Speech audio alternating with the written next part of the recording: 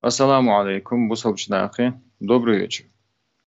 Аух и Салатавия, Терско-Сулакское междуречие, не дает покоя ряду исследователей, если можно их так назвать, которые из науки уже давно перешли в область политическую, которая к тому же еще и имеет характер спекулятивной деятельности. И вот сегодня мы решили по материалам двух-трех наших публикаций, ссылки на них мы оставим под видео, провести наше исследование, озвучить те материалы, которые нами были приведены. Поэтому заранее скажу, что при чтении текста я буду называть авторов.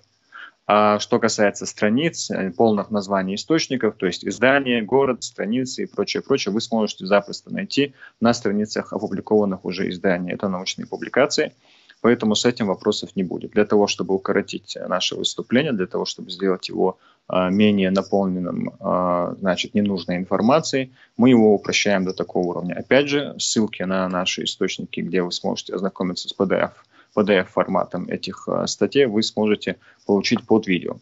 Хочу выразить благодарность каналу Nokchi World, который в очередной раз пригласил нас для того, чтобы мы сегодня приняли участие в работе канала. Большую благодарность выражаю руководству канала и всем его участникам и зрителям. Итак, мы начинаем. Назовем наше сегодняшнее выступление «Чеченский аух. Терско-Сулакское междуречие». Прежде всего нужно отметить, что существуют уже изданные публикации наших исследователей соседних регионов, непосредственно восточного региона по соседству, который от нас, в котором утверждается о том, что аух – это новообразование, которое сформировалось лишь только в 1943 году и расформировалось после депортации чеченцев в 1944 году, то есть там чуть ли не 1 год существует вообще аух. Вместе с тем, эти, скажем так, исследователи игнорируют следующий факт. Во-первых, аух как административная единица существовал при имамате Шамиля. То есть это как минимум 1840-1859 годы. Речь идет сейчас не о фактическом существовании, а о юридическом существовании. Потому что и на картах он отображался, и избирались так называемые наибы, то есть административные районные руководители, в том числе и ауховские руководители. Поэтому этот факт игнорируется. Игнорируется тот факт, что аух так же, как административная единица, упоминается при Ташу-Хаджи, который предшествовал имаму Шамилю, имам Шамиль 1840 по 1859 год, то Ташу-Хаджи ориентировочно с 1834 по 1939 год, и предшествовавший им Таймиев Бибулат, который правил до 1832 года. Это один факт. Наши соседи утверждают, что аух – это кумыкское название чеченского акка и аварское произношение этому гаух. То есть это дагестанские формы наименования чеченского термина акка, которые все являются производными от тюркского экзонима, данного чеченцам-ауховцам аух. Хорошо, допустим, что это так. Что нам делать с следующим фактом? У Геродота, 5 век до нашей эры, упомянуто скифское племя Аухат. Ат – это этноформант, как в русском языке ци, там чеченцы и так далее, поэтому здесь основа аух. Значит, это, скажем, современным языком ауховцы. Локализуется это племя, скифское племя, на Кавказе. Совпадение, скажете вы. Хорошо. Область аух или аух обнаруживается у Валерия Флака в 1 веке нашей эры. Это аргонавтика. Этого тоже мало. Аухат у Плиния Секунда Старшего. Тоже 1 век нашей эры, естественная история. Гунское племя Аухар или Аугар упоминается в 6 веке нашей эры. То есть на протяжении почти тысячелетия мы обнаруживаем последовательность и упоминание этого племени и области на территории Кавказа. Значит, кто-то скажет, какая связь между чеченцами и ауховцами, вернее, с племенем Аухат и областью Аух. Известно, что международная группа, это 24 автора, провели митохондриальные ДНК-анализы и удостоверились в том, что из 86 претендентов народов, которые так или иначе претендуют на скифское наследство, к западным скифам самыми близкими оказались именно чеченцы. Не говоря уже про бесланский могильник, который представляет собой аланскую культуру, раннеаланскую культуру, в котором тоже обнаруживаются непосредственно родственные чеченцам не только гаплогруппы, но и субклады, то есть отдельные ветки. Ну, если возвращаться из античного периода, из раннесредневекового периода и вернуться в времена более близкие. Почему мы их затрагиваем? Потому что вот один из этих исследователей, речь идет об одном человеке, я имею в виду из соседней республики, который утверждает ровно следующее, я цитирую. До конца XIV века центральным поселением данного микрорегиона, речь идет о Салатаве, являлся крупный аварский город Алмак. В конце XIV века известный завоеватель Тимур Барлас в ходе нескольких походов опустошил эту территорию. В результате население было частично истреблено, а частью укрылось в горной аварии. В XV-XVII веках проходил постепенный возврат этого населения на прежние места жительства. И теперь обратите внимание, в 1763 году в этот микрорегион началось переселение из Ингушетии и Западной Чечни, конец цитаты. Обращаю ваше внимание на то, что этот автор утверждает, что не только до 1763 года и следа не было чеченцев на территории Терско-Сулакского междуречия, то есть Салатави и Ауха, но и переселились чеченцы в последнюю треть XVIII века в этот регион в качестве подданных и чуть ли не рабов кумыкских князей. При этом, рассуждая о XIV веке и об аварском городе Алмак, естественно, Хафизов, все-таки я назвал его фамилию, ссылаются на Бакиханова, Гюлистан, Иран. Соответственно, я бы хотел, чтобы вы послушали в оригинале, что написано в Гюлистан, Иран у Бакиханова. Цитата. «Эмир Теймур, тот самый Тимур Барлас, покорив кумыков, обитающих между Тереком и Сулаком», здесь надо говорить не о кумыках, а об предках кумыках, то есть кипчаках, прошел по земле Мечекич, Мечегич, Мечегиш – это кабардинское и кумыкское название чеченцев, на город Алмак, ныне деревня в Салатавском округе, который имел 7000 домов, а ныне здесь всего 100 домов. Конец цитаты. То есть в оригинале речь идет о чеченской земле и в чеченском городе Алмак. Прочитаем дальше цитату, приведем Гасана Аль-Кадари, который пишет, что Тимур, цитата, «вторгся оттуда», Терско-Сулакское междуречье, в Чечню и разгромил бывший там город Алмак, имевший 7-8 тысяч домов. Конец цитаты. Другой дагестанский исследователь Багамед Алиев указывает на Тухум, то есть чеченцы называют это тейпом, Тухум Харейчу, проживающий в Алмаке. По результатам ДНК-тестов, да и в принципе это обыкновенная истина для чеченцев Харейчу, Харачой – это чеченский тейп, который имеет происхождение и ближайшее родство, между прочим, если кто-то этого не знает, с акинцами и с ауховцами. То есть у них гаплогруппа L3, они входят в третью по многочисленности основополагающую, народоформирующую ветку чеченцев, генетическую ветку. Далее приведем еще одну цитату, тоже дагестанский исследователь Салатавец. Расул Идрисов, уроженец села Дылым. Дылым – это центр Казбекского района, Республики Дагестан, сердце Салатави, который указывает на основание Алмака Тухумами или тайпами общинами, цитирую, «Хорейчо во Чункури», то есть чеченскими тайпами Харчо и Чунгары. Между прочим, Чунгары оказались по результате ДНК-исследований тоже родственными харачойцам и акинцам. Далее Идрисов указывает на то, что еще в 1812 году во время переписи указывается на то, что алмакцы по-прежнему чеченоязычные. Теперь обратим внимание на то, что в чеченском тейпе Куршлой есть ответвление Гар-Алмакой.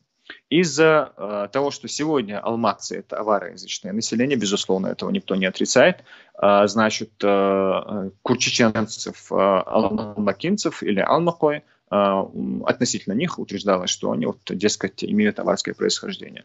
После того, как были проведены ДНК-исследования, ДНК-тесты, выяснилось, что алмакой не только чеченцы, но еще и часть курчуловского тейпа, к которому они сегодня и принадлежат. Почему я обращаю на это внимание?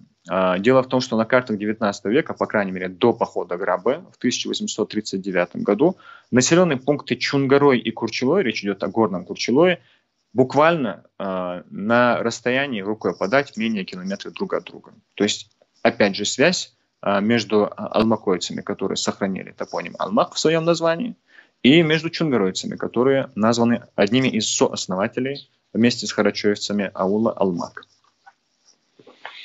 Далее Идрисов пишет: при Тимуре Алмак — чеченский город. То есть Идрисов тоже об этом сообщает. Есть карта 1809-1817 годов, это карта Кавказа, там обозначена граница между Российской империей и Ираном по Гюлистанскому миру. Так вот, на этой карте Салатави также указано как Чеченская область. Дадаев и Алиев, два дагестанских исследователя, пишут, что, цитата, «первыми здесь, в Алмаке, поселились отец и два сына его из села Харачой. Вслед за ними, троеточие, вслед за ними стали перебираться в Алмак люди из Гумбета и других аварских обществ. Так образовалось новое селение». Конец цитаты. Дадаев указывает на топонимию, значит, в селе и вокруг села Алмак, которое имеет чеченское происхождение. Например, Гойли, например, Хор-Ирзо, Борзу и так далее. Ну, кто не знаком. Хор-Ирзо здесь, значит, употребляется слово Ирзо, это чеченское слово опушка. Ну, кто не в курсе, есть, допустим, Чурч-Ирзо, село в Чечне. Значит, Борз — это курган или холм на чеченском, Ойли — это одеяло, ровное место, как бы, если употреблять по отношению к географии местности. Значит, это то, что касается Алмака.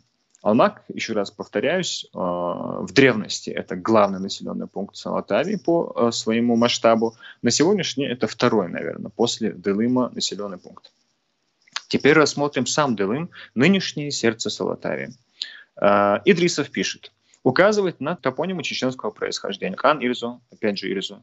Ган-Ирзо, опять же чеченское Ирзо. Значит, Барзу, опять чеченское Курган-Хон. Хаштинг-Ажа, чеченский, тоже чеченский термин Ажа, Пита или подножие. Ну, кто не знаком с населенными пунктами Чечни, например, Рогун-Кажа, населенный пункт такой есть. Кажа отдельно, ну и прочее, их много. Дадаев пишет, цитирую, «Упоминание о Дылыме мы находим в конце XIV века, когда завоеватель Тимур, разгромив предводителя Золотой Орды Тахтамыша, все свои силы направил на завоевание Дагестана». Конец цитаты. Алиев пишет, цитата, «Два брата и сестра из Сагратля закупили землю у чеченцев. Звали братьев Гибек и Айма на горе Айматала. Троеточие и далее. От первых переселенцев образовались три тухума, то есть тайпа. Обращаю внимание, Белит тайпа, в скобках от чеченцев, далее Будинисилал от сагратинцев и Кижинисел были выходцами из Ботлихского района. Значит, Дадаев далее пишет, что Дылым стал, цитата, центром заселения иммигрантов из всех уголков Дагестана. Конец цитаты. При этом приведен список из 22 сел, из которых 10 это горные населенные пункты. Причем начало заселения Салатавии автор, еще раз сообщаю, дылымовец, салатавец, дагестанец, значит, относит заселение нечеченским населением Салатавии к концу XVIII века. В частности, цитирую, «Основание села Гуни началось в конце XVIII века в период заселения Салатавии нынешними жителями». Конец цитаты. Обращаю внимание, что это период деятельности известного чеченца шейха Мансура. Значит, и опять же указываются на чеченские топонимы на территории Дылыма. Ишел, чеченское слово болото, о них, значит, лечебная вода на чеченском, кажел, опять каж у нас идет, шаудан, шоуда, тоже чеченское слово, родник, ну и прочее. Их очень много, как в Алмаке, так и в Дылыме. Перечислять мы их все не будем. Что мы еще можем сказать? Вот у нас упомянут некий Белит тайпа. Кто это такие? Мы чуть далее об этом скажем, значит, хотя кто-то уже догадался. Самые знаменитые известные деятели Салатавии, период имамата, вот я вам перечислил. Из того же тайпа или тухума Белит тайпа Хаджибек умер в 1845 году, был наибом Салатавии, похоронен, знаете где? В Саясане, Сесана, то есть в чеченском селе. Его брат Даци умер в 1832 году в Гимрах, был вместе с Гази Магомедом. Их брат Султанбек умер в 1839 году в Ахульго, прикрыв грудью Шамиля во время оружейного залпа противника. Значит, сыновья Хаджибека, о котором было сказано, что он был наибом Салатавии, похороненный в Саясане, в Чечне. Один сын, Гебек, также был наибом Салатавии, умер в 1857 году, похоронен в чеченском селе Гендерген. Его брат Умар тоже Наиб Салатави, умер в 1854 году, похоронен в Гендергене. Апи, их сестра, жена Тимиргери, сына Хоту Мамаева, который являлся Наибом Ауха и заведовал секретной частью при Шамиле, значит, тоже похоронена в Гендергене. Все они принадлежат к Белит Тайпа. В принципе, любой осведомленный человек имеет представление, о ком речь идет. Но давайте посмотрим все же, кто и что говорят об этом исследователи. Алиев, дагестанский исследователь. До Тимура в Салатавии были тумены, нагайцы. Значит, тумены, нагайцы, о них много сказано, это известно. От термина тумен, демен, это военно-административная единица монголов в 13-14 веках. То есть это те самые туманы или тумены, значит, тьма, войсковая единица. И вот Алиев продолжает, цитаты, «Из-за постоянных нападений чеченцев они, то есть тумены, оставили селение, имеется в виду Дылым». Конец цитаты. Далее, значит, приведем теперь комментарий по поводу Белит Тайпа, являющихся первопоселенцами в Дылыме. Вот об этом пишут исследователи уже чеченские, Баширов и Хасмагомадов. Значит, о том, что это чеченский тэп, чеченский тохом, об этом говорят дагестанские исследователи, а чеченские исследователи, просто имея представление об, значит, этнонимии чеченской, пишут, цитата, «Белит Тайпа – это без сомнения представители чеченского тайпа Билтой.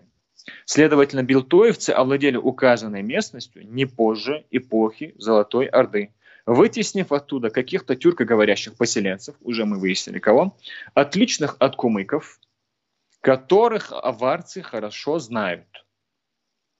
Кумыков хорошо знают, туменов не знали. Большинство исследователей колонизацию Ичкерии и прилегающей местности выходцами из Аргонского ущелья датируют 15 веком. Это означает, что билты представляли более древнее войнахское население в этих местах, тогда и переселение аттинцев предстает в ином свете и может быть датировано как минимум до тимуровским периодом. Конец цитаты. Таким образом, обращаю внимание, с XIV века, это зафиксированное время, когда сюда приходят билтоевцы, по XIX век мы наблюдаем преемственность. В XIV веке первопоселенцы билтоевцы, в XIX веке Хаджибек Наиб Салатави, его сын Гебек Наиб Салатави, его брат Умар Наиб Салатави, их сестра Апи, значит, супруга Тимиргери, сына Хоту Мамаева, который был Наибом Ауха. Значит, далее, известная гора, у подножия которой находится Дылым, это Гебек-Кала. В действительное название, которое архаичное название, Дайлам. Гебек по документам – это чеченец, на это указывает Грен. И, значит, в 1834 году Эль-Журкаевы указывают на то, что Гебек являлся их четвертым предком. То есть это чеченская фамилия Эль-Журкаевых. То есть речь идет об переименовании горы Дайлам в Гебек-Кала не ранее первой половины 18 века. Опять же, на это указывают Баширов и Хасмагомадов. Далее Идрисов Расул, дагестанский исследователь, пишет, что Гебек-Кала – это чеченская гора. Караев, чеченский исследователь, со слов дылымовцев сообщает, цитата, «Аварское название Дылым появилось в результате искажения чеченского Дайлам». Конец цитаты. Теперь возвращаемся к Ауху. Я думаю, что относительно Салатави сказано достаточно для неглупых людей. Приведем цитату исследователя, который посетил Кавказ в последней трети XVIII века, 1769 по 1671 год. Гмелин, цитата. «Остров Чечень. Он наименование свое получил от живущих в горах чеченцев, кои пристают к оному для ловления рыбы». Конец цитаты.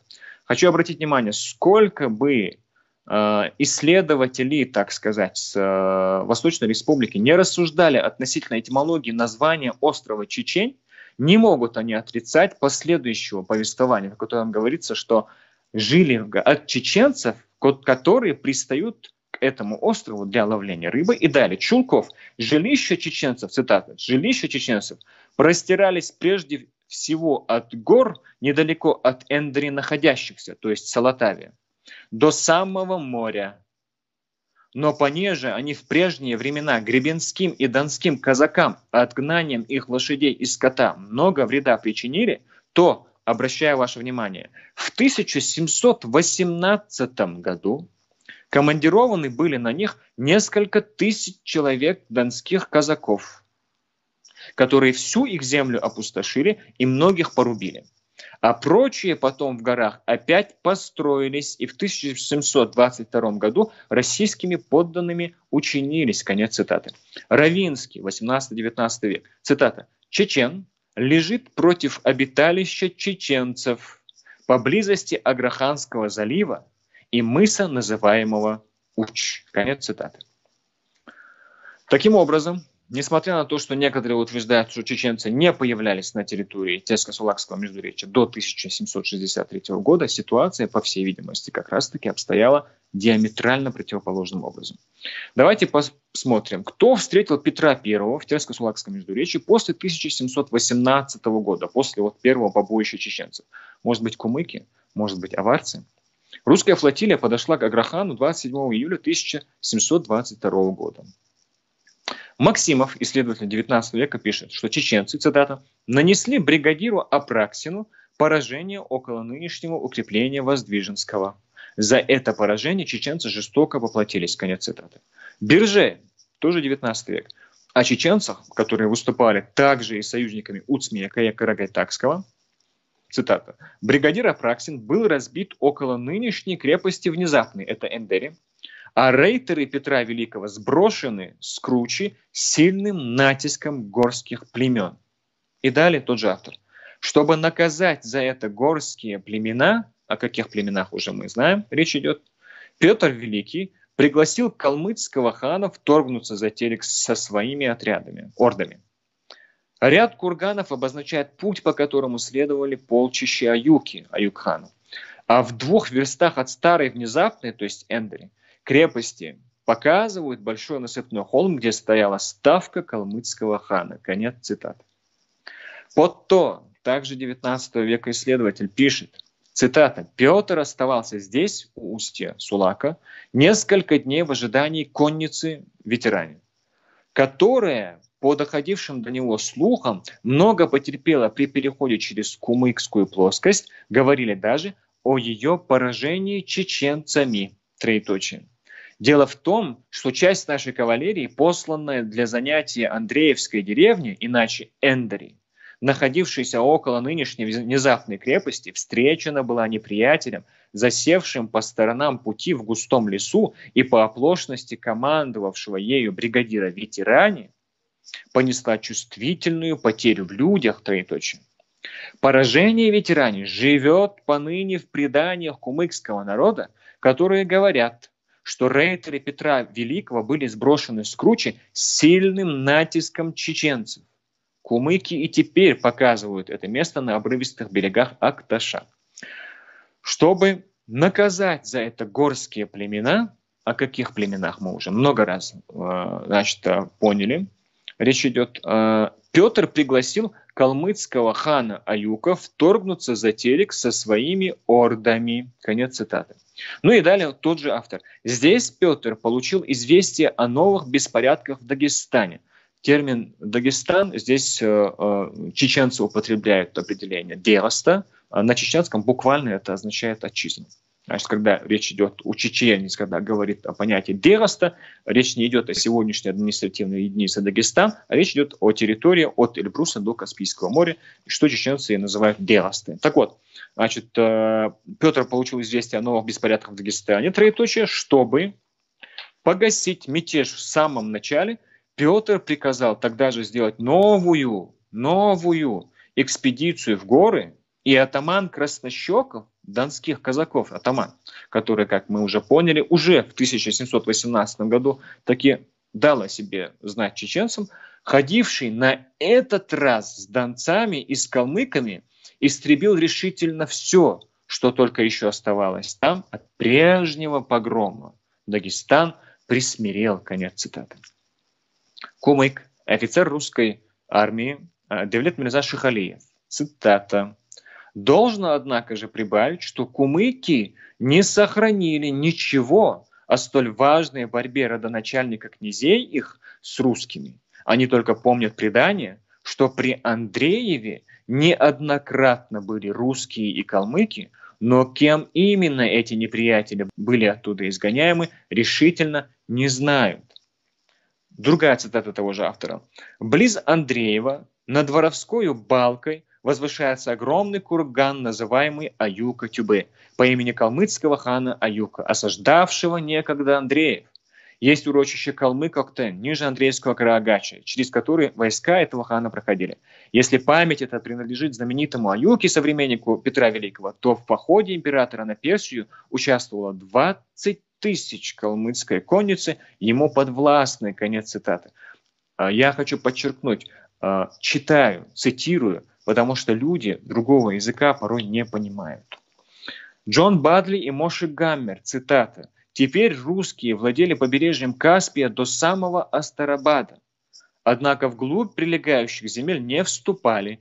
Однажды такую попытку предпринял кавалерийский отряд, посланный захватить городок Эндри, Андреевский. Чеченцы разбили его. То было первое столкновение регулярного русского войска с этим племенем в его родных лесах, ставшее зловещим предзнаменованием того, что имело в бесчисленных случаях на протяжении последующих 130 лет». Конец цитаты. Симеонов, опять же, русский офицер, 19 век, пишет, цитата, «В жителях Эндрея и всех мелких аулах самого верхнего пояса плоскости, населенных по преимуществу отпрысками чеченского племени, явно проявляются черты характера их родичей, чеченцев». Конец цитаты. Генерал Ермолов, который всем сердцем любил и обожал чеченцев, уничтожая их, насколько это позволяло ему его положение, цитата, вот он пишет следующее. «Наибольшей смелостью в набегах на Кавказскую линию отличались чеченцы, троеточие. Грозная, крепость Грозная, рядом укреплений соединена была с крепостью внезапную, то есть с Эндреем, построенную вблизи знаменитой чеченской деревни Эндери». Конец цитаты. Ну и другой источник 19 века. На правом фланге, цитирую, на правом фланге сей линии, Кавказской линии, есть отдельная крепость Нальчик в земле Большой Кабарды, а на левом фланге также отдельные крепости Внезапная и Эндери в земле Чеченской. Конец цитаты. И завершая тематику с Эндереем, Хуан ван Гален. Цитата. «На следующий день конвой прибыл в окрестности Андреевского, столицы чеченских владений». Конец цитаты. Я еще раз повторяюсь. Я хочу обратить ваше внимание. Вот то, что мы сейчас делаем, вот, рассуждение об этнической картине в Терско-Сулакском междуречии, оно затронуто нами, хотя мы сегодня, желая быть людьми, выстраивающими добрососедские отношения с соседями и жить так, как мы сегодня живем, кто где поселился, мы эти темы затрагиваем только потому, что бессовестные люди абсолютно игнорируют даже оригинальные источники, на которые они ссылаются, сами поднимают эти темы и не только пытаются стереть след пребывания чеченцев на бывших уже чеченских территориях, ныне там живут те, кто там живет, но еще и пытаются унизить чеченцев, указывая, что они вот якобы были еще и какого-то нелицеприятного сословия. Когда же аох заселили кумыки? Вот почитаем Дубровина. Цитата. «Кумыки сами следующим образом рассказывают о заселении кумыкской плоскости. Шамхал Тарковский Чобан сообщает о том, что Чобан Шамхал умер не ранее 1578 года. Так вот, этот Чопан Шамхал имел, цитата, «имел от одной из своих жен, кабардинки, из семьи Уздени Анзоровых, сына Султанмута, троеточие. После смерти отца законные сыновья Шамхала, рожденные от равного брака с дочерью Уцмия Каракайтакского, не признавали в Султанмуте равноправного им брата и заставили его бежать в Кельбах, нынешний Чирюрт, где в то время, по преданию, жили 3 богатейшие семейства гумбетовцев, вышедшие из деревни Рейкони. Там Султанмут терпел крайнюю бедность и сам должен был заниматься полевыми работами.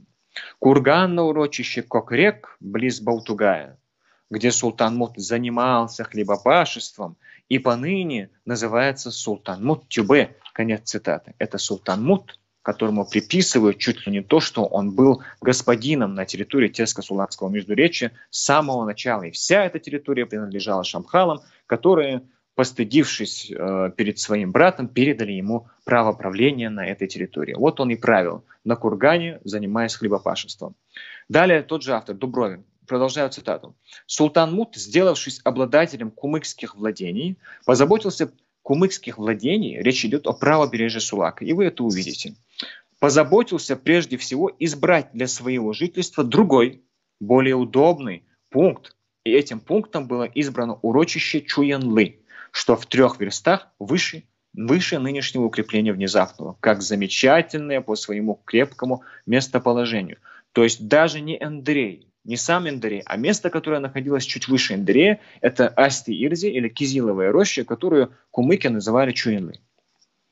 В эту новую свою резиденцию султан Мут переселил не только многих засулакских своих подданных, правобережных, собственно, кумыков, так и пишет автор, собственно, так называемых кумыков, но гуенов, о которых кумык Шихалиев говорит, что это гунойцы, чеченцы, живших на горе близ Миатлов, то есть на территории Салатави, и тюменов, нагайцев, обитавших по правую сторону Сулака, составив таким образом не только значительное народонаселение, но и постоянное войско, троеточие.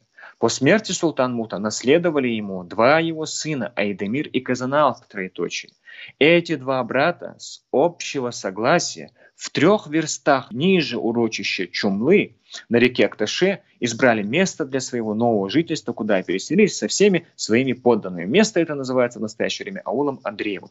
То есть даже не сам Султан Мут, а впервые попытались поселиться на территории Андрея его сыновья Казаналк и Айдамир, и после смерти отца, по крайней мере, так утверждает Дубровин, хочу обратить ваше внимание. Почему попытались? Потому что Казаналк в последующем, после 1647 года, вынужден был бежать из Андрея, он переселился поближе к Кизляру под защиту русского терского воинства, а Айдемир умер, значит, во время, участвуя в походе против нагайцев на стороне тоже русского царства, российского царства.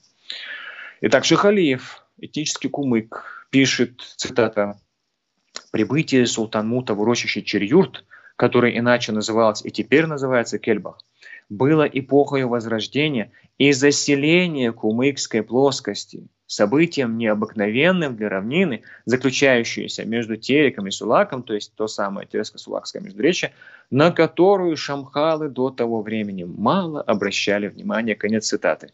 Это начало 17 века, потому что речь идет о периоде после 1605 года, когда состоялось сражение на Караманском поле. Что же получается?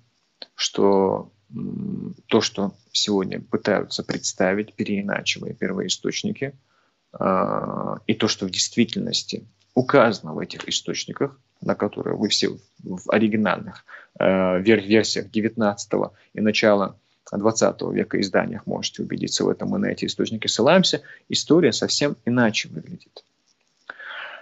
Далее тот же автор, дагестанский автор, пишет, продолжая политические интерпретации, пытаясь какие-то интересы, наверное, лоббировать, утверждает, что акоки или акохи или акачинцы в действительности не были чеченцами, хотя это энциклопедическая истина, да, что акоки это чеченцы, а были, дескать, они кабардинцами. По этому поводу я хочу процитировать привести свою цитату из вот статьи, на которую у нас переведена будет, иншаллах, ссылка. Вот цитата. «Попытки увязать акохов с кабардинцами вызывают странные ощущения отрешенности автора от реальности. Мало того, что принадлежность акохов к чеченскому этносу является энциклопедическим фактом, но и документы сообщают о происхождении акотских, то есть фамилии акотских у Ширмы и Шехмурзы и Батай-Мурзы из нынешней Хивсуретии, населенной вплоть до 18 века этническими чеченцами. Об этом достаточно подробно сообщает Волкова в своих публикациях советского еще периода. И вот в документе 1589 года, если я не ошибаюсь, в Белокуровском сборнике он приведен, этот документ, вот что сообщают, собственно говоря, русские воеводы и сами акотские люди о своем происхождении. Я цитирую. И дороги проведайте, куда лучше идти. И они, где дорогу проведали, идти послом бесстрашно на Мецкие гребни. Мецкие, кто-то полагал, что это Мелхисты, там Малхисты, чеченская область по Аргунскому ущелью. В действительности речь идет о населенном пункте Муцо. Мы это подробно разбираем и аргументируем. Так вот, на Мецкие гребни, на Шихово племя, то есть на племя Шиха Окотского, на Бурнашеву, да на Амалееву землю, то есть Омало, Тушети, да на Бацкие гребни, Бацу или Тушети. А владеет тую Бацкую землею государь их Александр, Кахетинский царь. Конец цитаты. То есть я хочу обратить ваше внимание. Здесь четко указывается на то, что Ших Мурза Окотский имеет происхождение с территории современной Хивсуретии, населенного пункта значит, Муцо, или как его чеченцы называли, Меци. Речь идет о Хивсуретии. И что интересно, мало того, что кабардинцы, плоскостной народ, который не имеет ничего общего с горной полосой, и в принципе они этого не отрицают, это благородный, гордый народ с просто замечательной историей. Они, мало того, что они плоскостной народ, так вот в сборнике материалов, касающихся Кавказа, составителем которого является Аталиков, в нем сообщается, что кабардинцы не то что не жили в горах, они презирали жизнь в каменных башнях, не только в горах вообще, но даже на плоскости каменные сооружения, кто поселялся, они презрительно относились к этим людям. О каких кабардинцах и в Хивсуретии может быть речь, дорогие друзья? В челобитной царю чеченцы-ауховцы также в другой челобитной сообщают, я цитирую, о Акачане Ахмад да Ачеле в расспросе сказали, троеточие, грамота с ними к государю от Акачан есть, троеточие. И 123 сентября в 6-м, где из Казанского дворца дьяки Петр Микулин да Афанасия Авдокидов прислали стирки от воевода от Петра Головина отпуска об Акачанях, да под отпиской от Акачан челобитную такову, троеточие, царю, троеточие, бьют челом, значит, холопи твои государевы Терского города окотские люди, с товарищи 160 человек, то есть речь идет более чем о 100 семьях домов. Итак, цитирую. «Вышли, государь, мы из Акоз и из Мечкиз», то есть из Аки и Нохчмака, это Качкалык и Ичкерия. Где эта территория находится? Кто там проживает? Кого мечкизами называли кабардинцы и кумыки? В твою государеву отчину, в Терский город, на твое, троеточие, имя, на житье и с женами, и с детьми, и с братьями своими при прежних твоих государевых воеводях и при нынешнем твоем государеве воеводе. То есть сами акачане сообщают о том, что они происходят из Аки и из Нохчмака. Если вы посмотрите этнический состав современных ауховцев, вы в этом убедитесь 100 раз. Значит, что говорит Аталиков? Как я уже сказал, Аталиков указал на то, что кабардинцы просто презирали не только жизнь в горах, но и поселения в башнях, даже которые располагались на плоскости. Еще один посыл автора заключается в том, что вот, дескать, не упоминали ауховцев на протяжении 16, 17, первой половины 18 века. Выстраивалась эта гипотеза на том, что, как я сказал, акохи – это кабардинцы. Я вам показал, что это абсолютно не имеет никаких оснований. И далее, зачем это делалось? Почему вот этот фундамент Окотский, он подрывался? Потому что в противном случае уже достоверный факт, что чеченское название нынешнего Калинин-аула, значит, это Щирчир чеченское или Щирчак, имеет в русских источниках название Старый Акох, источниках 16-17 веков. Старый Акох буквально на чеченском звучит Щирчак, то есть Старый Ак. И поэтому, естественно, этот Акох этноним мешал, и для того, чтобы выстроить вот эту вот, если это вообще можно назвать гипотезой, авторы пытаются подорвать этноним, принадлежность этнонима Акоки к чеченцам. Ну, как видите, это не удается, но не получается, к сожалению, или к радости, не получается, ребят, но не выйдет у вас это. И это один пункт, то есть якобы неупоминание чеченцев в 16-17, первой половине 18 века и населенных пунктов чеченцев на территории Тельска-Сулакского междуречия, оно не оправдывается, потому что вот есть старый Акох, он упоминается. Еще один источник, еще один населенный пункт упоминается, ауховский. Какой? Это Акташ-Аух. Да. А как нет? Вот давайте посмотрим. Внук Султан-Мута Чупалав-Мурза. Когда он появляется на территории Эндерии? Он появляется там лишь только в середине 17 века. После того, как он обращается за союзничеством и покровительством Гази Алдамова, чеченского предводителя. Значит, и именно после поселения Чупалава, как об этом пишут ряд авторов, это Бартоль, Минорский и прочие, Чупалав обращается к местному жителю Мухаммеду Аваби с, значит, прозвищем Акташи, о том, чтобы он переписал с персидского оригинала Дарбант-Нама, ну и подкорректировал его, естественно, чтобы он перевел его то ли на турецкий язык, то ли на татарский, то ли на кумыкский язык, как об этом пишут авторы. Но, скорее всего, наверное, литературным тогда у тюркоязычных был турецкий язык. Так вот почему-то авторы, напрочь игнорируют вот это вот Акташи в имени Мухаммада Аваби. И пытаются связать это Акташи с названием реки. Дескать, этот Мухаммад Аваби был жителем Эндрея. Потому что Эндерей, видите ли, находится на побережье Акташа. Ну хорошо. Вот возьмем 9 век. Мухаммад аль-Бухари. Известный Бухари. Почему его называют Бухари? Потому что он, значит, проповедовал в Бухаре, древний город на территории Средней Азии. Ну не река же Бухари. Бухара. Хорошо. Возьмем Юнус шейха Аль-Ансалти и Мухаммеда Аль-Мачади, о которых также упоминает уважаемый Хафизов. Это две личности, которые жили в 16 веке. Ну скажите, Ансалти – это река? Мачади – это река? Это два населенных пункта. Возьмем 19 век. Ташу Хаджи в кумыкских источниках. Аль-Индери. Но Индери – это река? Ведь это населенный пункт Эндери, потому что в действительности в первой половине 19 века Ташу Хаджи вынужденно покинул территорию Эндерея и переселился в Нохчмак. И после этого начал проповедовать среди чеченцев именно нынешнего Нажиюртовского района.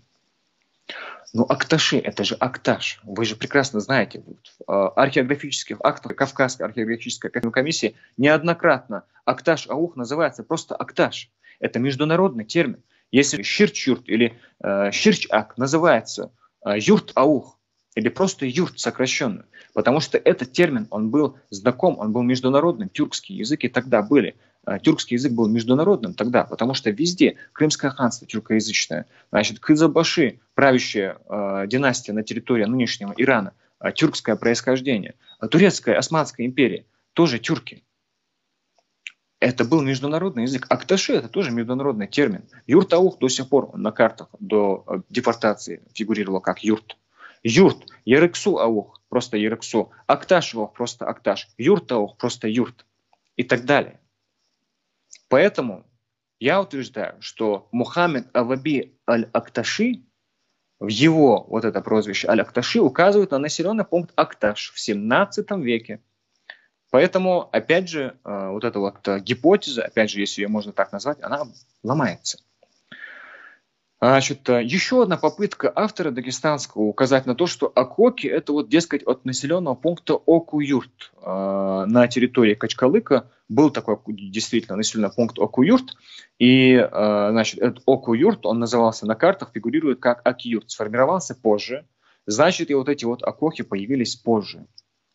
Но то, что Акоки не связаны никаким образом с Оку-Юртом, то, что это этноним, который сформировался от названия Ширч-Ак, мы уже это указали.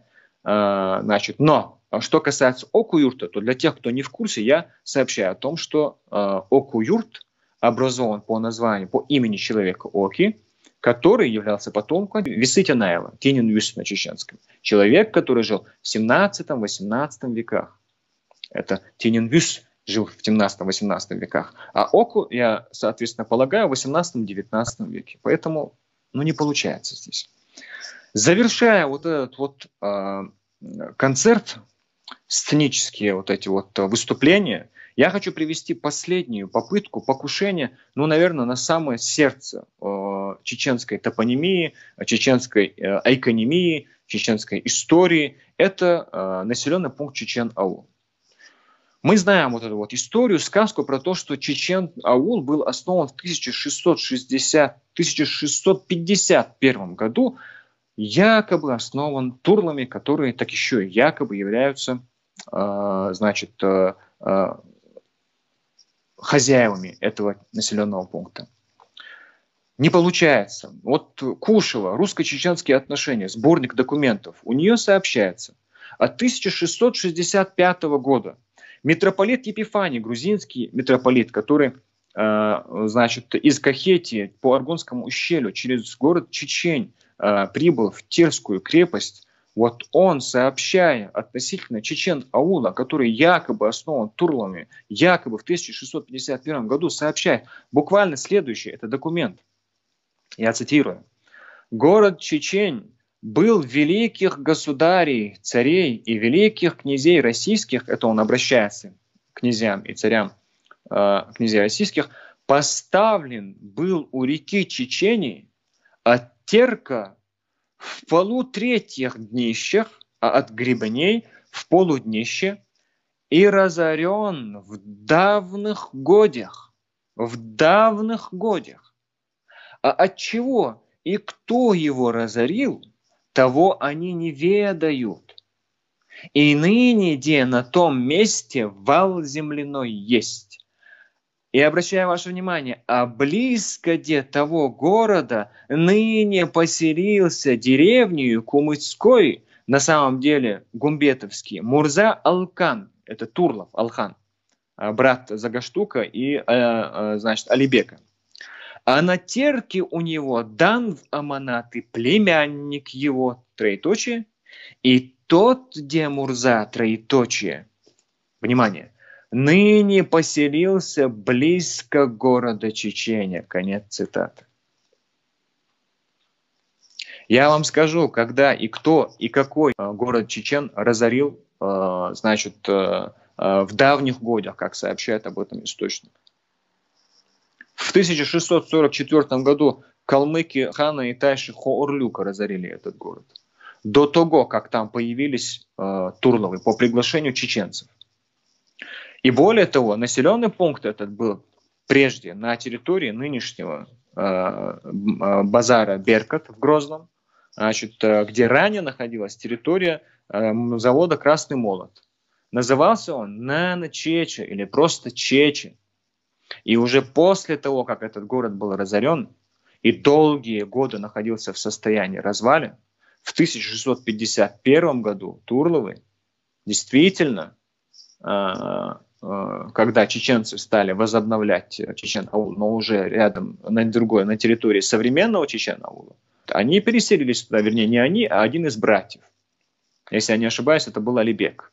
Алхан остался в Алхан-Ауле, Алхан-Юрте, Загаштук, по-моему, в Алдах, и, Алибек переселился в Чечен-Аул. Вот и все. Не было населенного пункта, который основали Чечен-Аул изначально, который, основали в 1651 году. И по названию этого населенного пункта сформировался современный этноним Чечен. Не сможете вы эту гипотезу продвинуть. Она рушится. Документы свидетельствуют о совсем другом.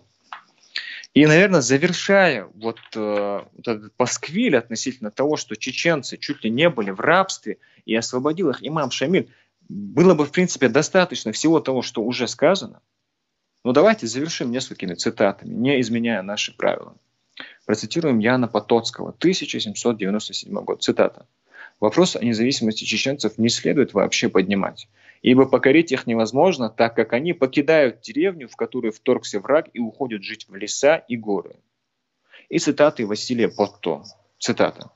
«Ни один из князей кумыкских, по словам Ермолова», Ермолов, это вы знаете, 1816 по 1826 год, это еще при Таймиеве Бибулате, Шамиль еще даже не планировался. По словам Ермолова, не смел выезжать, не будучи сопровождаем чеченцем. Конец цитаты. Я думаю, что в всего сказанного на сегодняшний день, на данный момент достаточно. У нашего коллектива набралось настолько много материала относительно людей, которые окружили нас, и непонятно, патологически ненавидят чеченцев, которые, в принципе, только и делают, что защищаются, постоянно защищаются. Ничего не просят чужого, лишь бы оставили то, что у них осталось за эти годы. Если бы мы, пародируя и подражая этим исследователям, занимались бы тем, чем они занимаются, мы бы намного больше успехов в этом направлении сделали. Но для нас добрососедские отношения, даже если эти соседи, по крайней мере, их интеллигенция ведет себя неадекватно, они для нас стоят выше. Возможно, это уже следует и стоит по опыту многих столетий, это отношение, возможно, нужно изменить. На сегодняшний день, наверное, в ходе той информационной картины, которая сегодня обрисовалась вокруг чеченцев, чеченцы уже на уровне массового интеллекта рассуждают, наверное, то есть их мировоззрение, их взгляды, их понимание, их отношение уже меняется. И если это произойдет, дорогие друзья, действия, я имею в виду информационного характера, они будут агрессивные, более агрессивные, они будут адекватны, а может быть даже асимметричными. И в таком случае тот шквал информации, который пойдет в интернет, не будет он лицеприятным. Потому что пойдут подробности достаточно узкого характера, начиная от общеэтнических, заканчивая от бытовых исторических обстоятельств и так далее, и так далее. Пусть мои слова не покажутся вам голословными. Я ни в коем случае не разделяю народы на этносы. Любой человек, который руководствуется моралью, благородством, в смысле отношения с человеком, человечностью, гуманизмом, этот человек, это друг, это товарищ. Он намного ближе, он намного лучше, чем представитель моей национальности. Что мне делать с человеком моей национальности, если я, допустим, знаю, что он подлец? Для меня намного лучше мой добрый сосед. Я обращаюсь к вам. Прекращайте. Хватит делать из науки политику. Прекращайте писать в своих исследованиях то, что диаметрально противоположно первоисточникам. Я ведь могу по каждому автору за то время, которое мы работали, наш коллектив работал, набралось столько примеров, когда исследователи в своих работах, в своих интерпретациях противоречат прямым цитатам первоисточников, что если бы мы взяли такие срезы по отдельным личностям, мы просто дискредитировали бы их.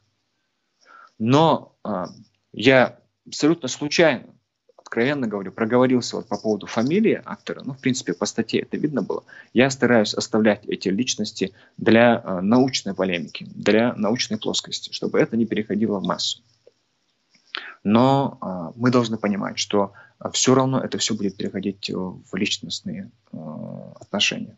Поэтому, если до сих пор все это игнорировалось, то далее будет последовать реакция. И реакция будет, я еще раз повторяюсь, минимум адекватной, но по максимуму асимметричной. Поэтому я желаю всем нам мира. Поистине, если вы оглядитесь, то у нас у всех существуют проблемы намного более серьезные, чем земли, а мы сегодня не пашем эти земли. Мы не гоняем скот по этим землям, мы просто рисуем границы на картах. И если бы мы не знали о существовании этих карт, эти вопросы не поднимались бы вообще. Потому что сегодня чеченцы живут на территории Республики Дагестан. Дагестанцы живут на территории Чеченской Республики, в населенных пунктах. И человек владеет той землей, на которой он живет, и заканчивает свой жизненный путь в этих 1 на 2 метра. Но не занимаются сегодня люди отгонным скотоводством массово, не занимаются земледельчеством. Тогда эти территориальные вопросы были принципиальны.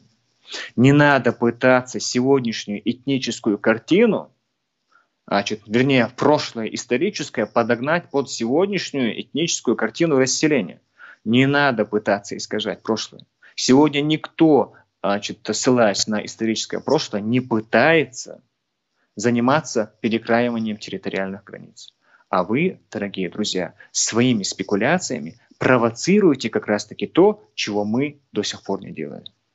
Поэтому я желаю нам всем мира, спокойствия и богобоязненности.